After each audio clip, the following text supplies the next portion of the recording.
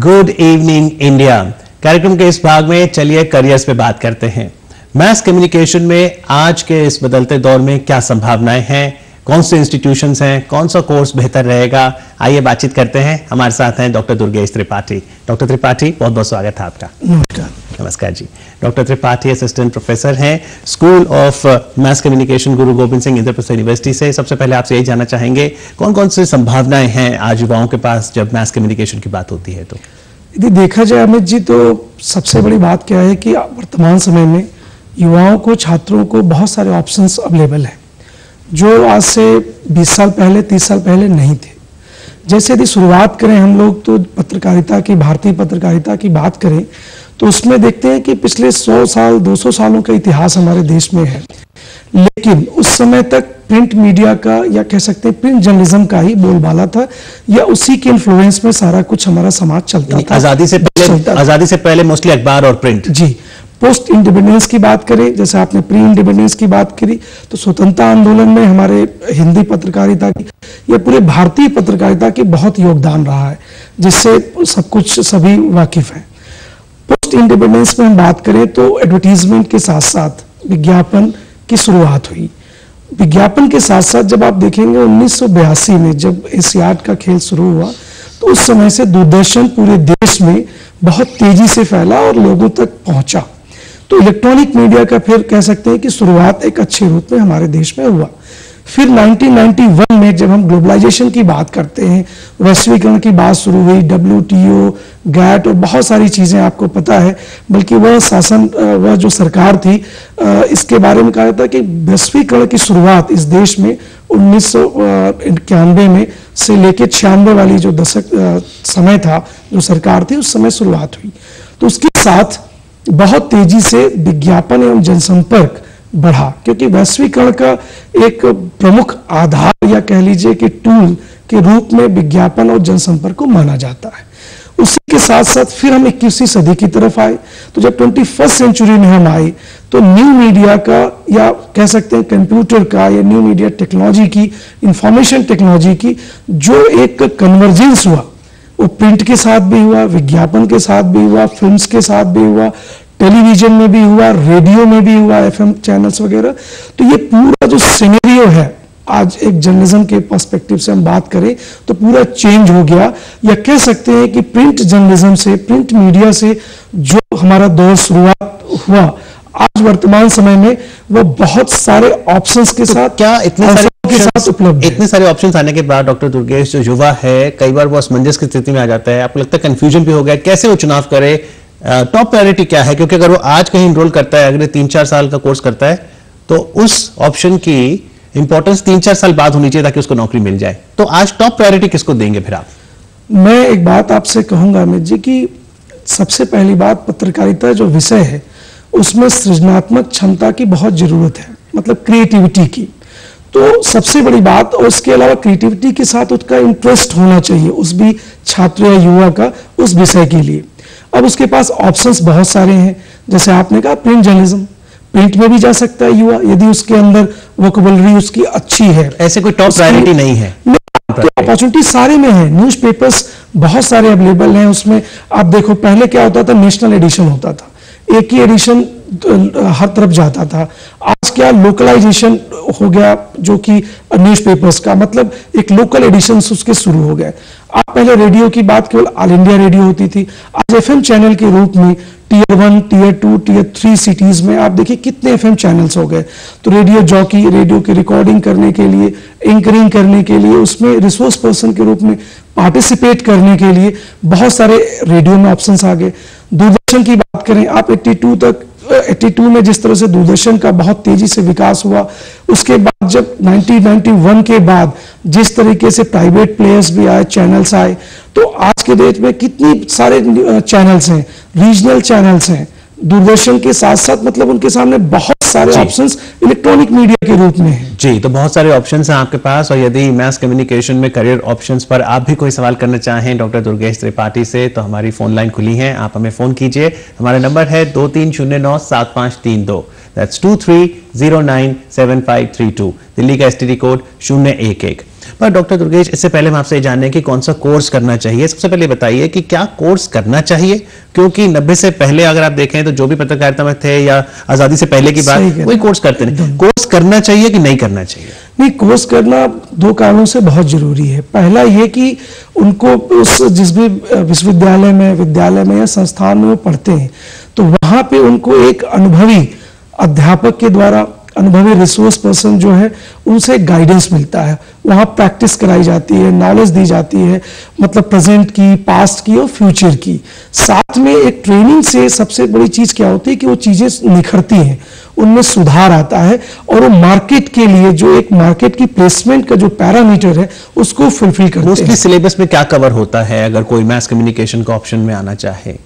आज के समय में मुझे पता है, जैसे मैं बताऊं कि हमारी विश्वविद्यालय ने गुरु गोविंद सिंह इंद्रप्रस्थ विश्वविद्यालय ग्रेजुएट लेवल पे और पोस्ट ग्रेजुएट लेवल पे दोनों तरह की शिक्षा पत्रकारिता विषय में देती है।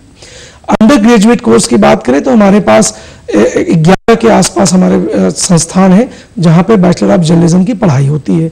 मास्टर्स लेवल पे university school of mass communication में विश्वविद्यालय के अंदर पढ़ाई होती है, और एमजीएमसी हम लोग वीकेंड प्रोग्राम भी ऑफर करते हैं स्टूडेंट्स के लिए। तो हमारा पूरा सिलेबस यदि आप देखेंगे तो आप कहेंगे कि जो दिल्ली की विश्वविद्यालय की जो एक पैरामीटर होना चाहिए, और प्रेजेंट को भी देखते हुए, फ्यूचर प्रॉस्पेक्ट्स को देखते हुए कि जहां बेहतर प्लेसमेंट हमारे छात्रों को मिले, इस हिसाब से डिजाइन किया गया है। जैसे मैं बताऊं कि उसमें हिस्ट्री ऑफ जर्नलिज्म भी है, history of print media, broadcasting media भी है, साथ में हमारा इलेक्ट्रॉनिक मीडिया का भी सेक्शन है, रेडियो का भी सेक्शन है, टेलीविजन के भी सेक्शंस हैं। इसके अलावा एनिमेशन की भी थोड़ी बहुत पढ़ाई उसमें है, न्यू मीडिया, साइबर मीडिया के साथ साथ एडवर्टाइजमेंट, पब्लिक रिलेशन, इस तरह की जो भी नई विधा इस समय वर्तमान समय में हमारे समाज में, देश में और पूरे अर्थव्यवस्था के साथ जो चल रही है, जो एक पत्रकारिता का जो सामंजस्य, वो सारे विषय हमारे यहाँ कवर किए जाते हैं। तो मोस्टली ड्यूरेशन क्या रहता है? जैसे अंडर ग्रेजुएट कोर्स हुआ तो वो 3 साल का, और पोस्ट ग्रेजुएट का 2 साल का, या फिर कोई टेलर मेड 1 साल का कोर्स भी है? नहीं, मैं बताऊं आपको कि इसमें विश्वविद्यालय और संस्थान के थोड़ा सा अलग अलग उसमें अपने अपने यूएसपी है कह सकते हैं। जैसे कि Indian institute of mass communication, जो हमारे प्रसारण मंत्रालय, सूचना प्रसारण मंत्रालय का ही एक अंग है, वहां पे 1 साल का डिप्लोमा कोर्स ऑफर किया जाता है छात्रों को। हमारा विश्वविद्यालय या बहुत सारे विश्वविद्यालय मास्टर्स डिग्री के लिए 2 साल की कोर्स डिजाइन करते हैं। तो 2 साल में फर्स्ट ईयर और सेकेंड ईयर। अब चूंकि सेमेस्टर वाइज जो यूजीसी की नई गाइडलाइन या मिनिस्ट्री ऑफ एचआरडी की थी, तो 4 सेमेस्टर में वो डिवाइड है। तो फर्स्ट सेमेस्टर में इंट्रोडक्शन, इस तरह के पार्ट्स होते हैं, सेकेंड में और उसके बारे में डिटेलिंग होती है, और थर्ड और फोर्थ सेमेस्टर में बहुत सारे इंस्टीट्यूशन उसी का लेटेस्ट या एडवांस वर्जन पढ़ाते हैं। हमारा विश्वविद्यालय में, हमारे यहाँ पोस्ट ग्रेजुएट में जब सेकेंड ईयर में छात्र जाता है तो वहां उसके लिए 4 स्पेशलाइजेशन हम लोग ऑफर करते हैं। जी, वो स्पेशलाइजेशन जरूर पूछेंगे, लेकिन फिलहाल बिहार चलते हैं जहां से हमारे पहले कॉलर नेट पर जी फोन लाइन पर हैं। हेलो हेलो जी, सवाल पूछिए।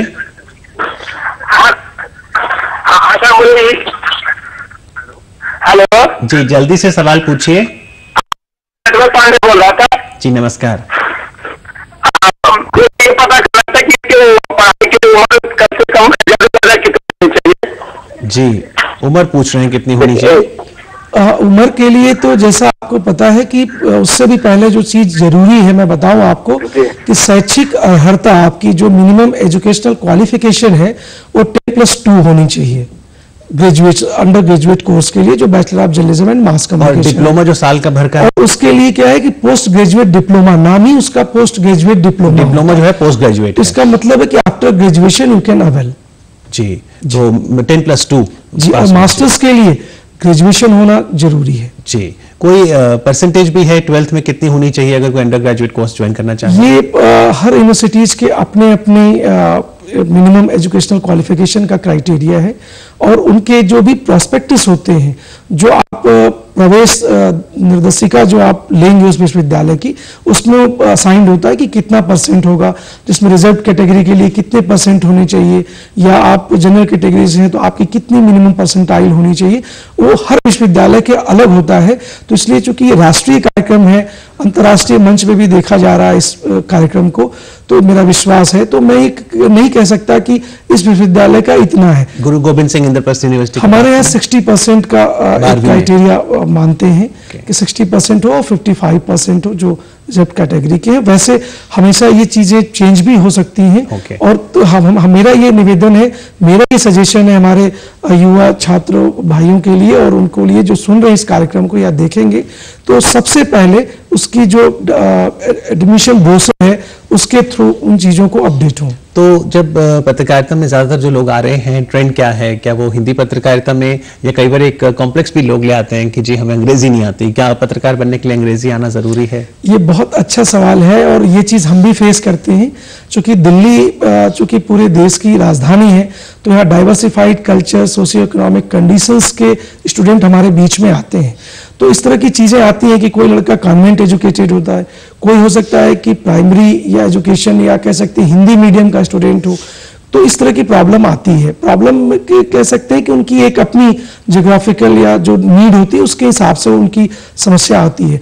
लेकिन मैं एक चीज बता दूं कि आज जो उसका एक क्राइटेरिया होनी चाहिए जो रिसर्च, तो रिसर्च के हिसाब से यदि हम लोग देखें तो ऑडिट ब्यूरो ऑफ सर्कुलेशन या आईएनएस इंडियन न्यूज़पेपर सोसाइटी है, आप उसके डेटाज को देखें तो 3-4 सालों से लास्ट 3-4 ईयर्स से यदि डेटा देखें तो टॉप 10 जो सर्कुलेशन वाइज न्यूज़पेपर्स हैं उसमें हिंदी है या रीजनल न्यूज़पेपर्स हैं। अच्छा, उस पहले हिंदी, फिर रीजनल और फिर अंग्रेजी उसके बाद है? बस, और नहीं, टॉप 10 में इंग्लिश नहीं है, टॉप 10 के बाद आता है।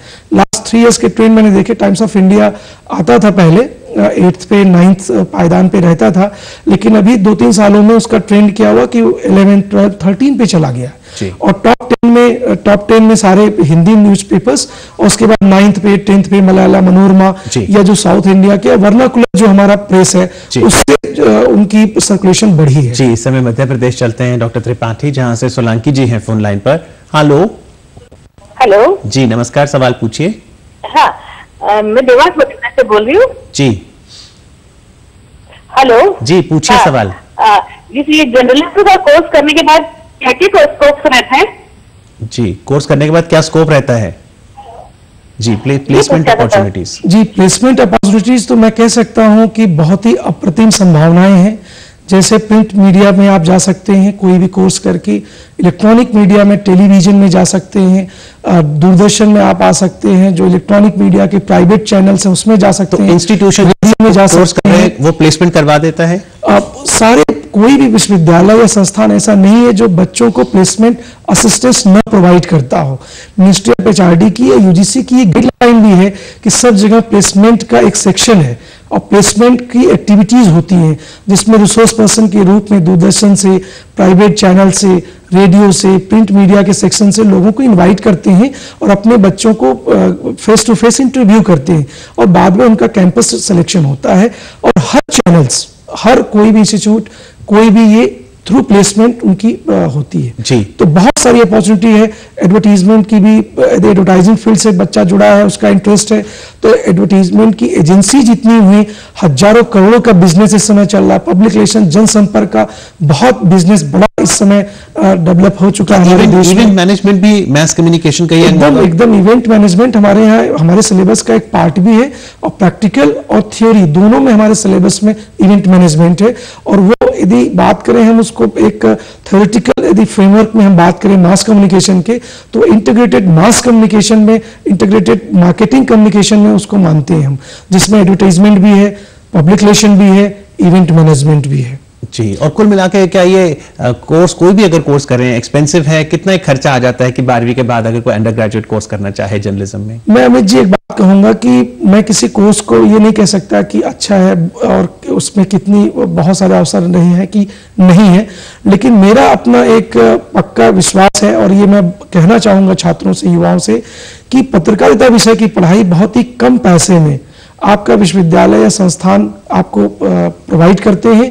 और इसको करने के बाद जो प्लेसमेंट अपॉर्चुनिटी है, बच्चा 20,000 रुपए से भी शुरू करके और वो 50,000 रुपए, और इसके एक्सपीरियंस के साथ साथ आप खुद ही जानते हैं कि किसी भी इलेक्ट्रॉनिक मीडिया के चैनल में हेड होना, लाख रुपए, 2 लाख रुपए, 3 लाख रुपए पर मंथ की सैलरी कोई बड़ी बात नहीं है।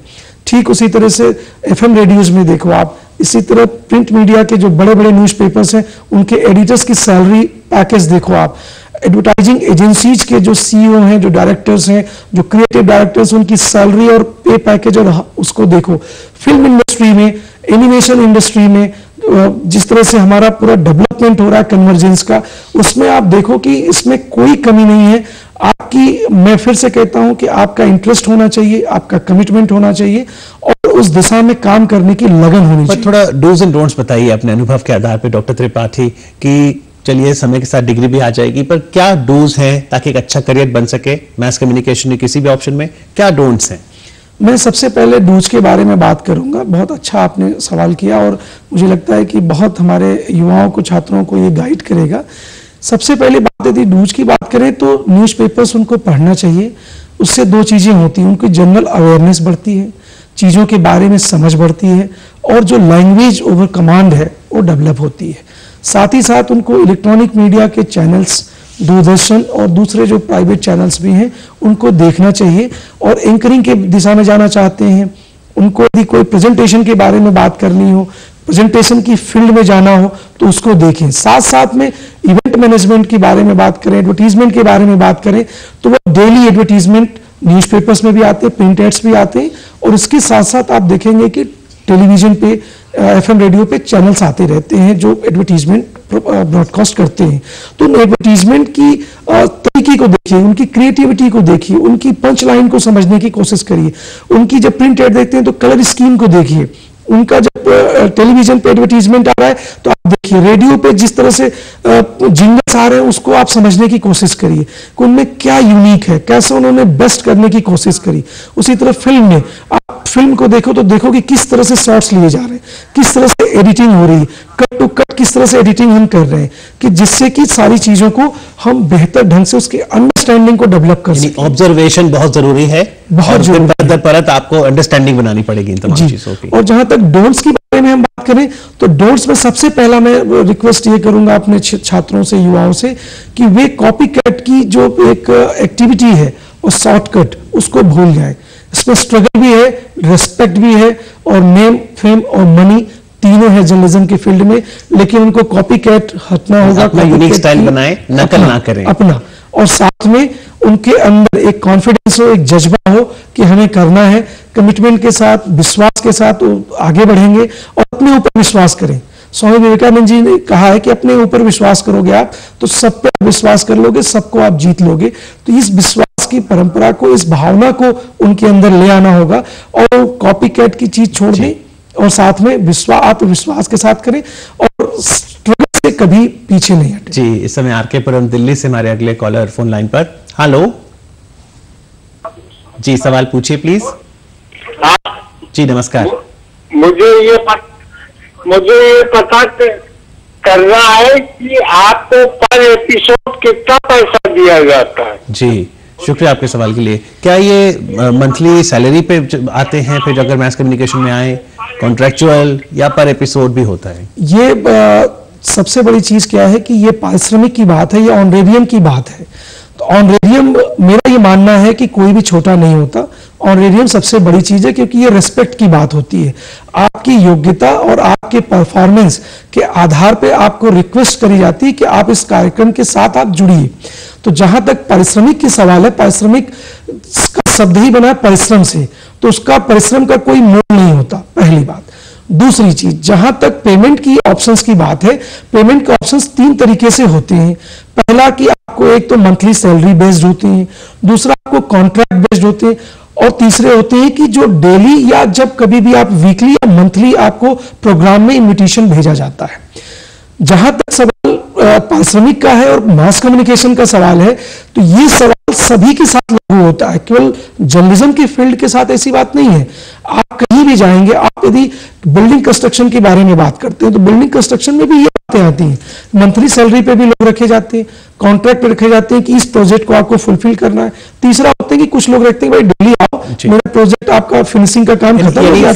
फ्रीलांस अपॉर्चुनिटीज बहुत होती हैं। तो इसके लिए क्या मास कम्युनिकेशन और जर्नलिज्म वो नहीं, ये तो व्यवसाय की किसी भी क्षेत्र की बात करेंगे वहां पे ये परिश्रम का, पारिश्रमिक का ये स्ट्रेटा, ये एक सिस्टम, एक अडॉप्ट किया जाता है। पर डॉक्टर त्रिपाठी बताइए कि चलिए प्रिंट मीडिया की जानकारी क्लास में मिल सकती है, इलेक्ट्रॉनिक मीडिया की भी, न्यू मीडिया की अगर बात करें तो क्लास में क्या सीख सकता है व्यक्ति? अगर सोशल मीडिया के इतने जो आयाम आ गए हैं कि वो कहते हैं जी इंटरनेट के आने के बाद तो हर नागरिक ही सिटीजन जर्नलिस्ट बन गया है। सही बात, और ये चीज एम्पावरमेंट की भी बात है, और जैसा उसके नाम के साथ ही सिटीजन जर्नलिज्म या सिटीजन जर्नलिस्ट, मतलब प्रत्येक नागरिक एक पत्रकार के रूप में अपने कर्तव्य को निभा सकता है।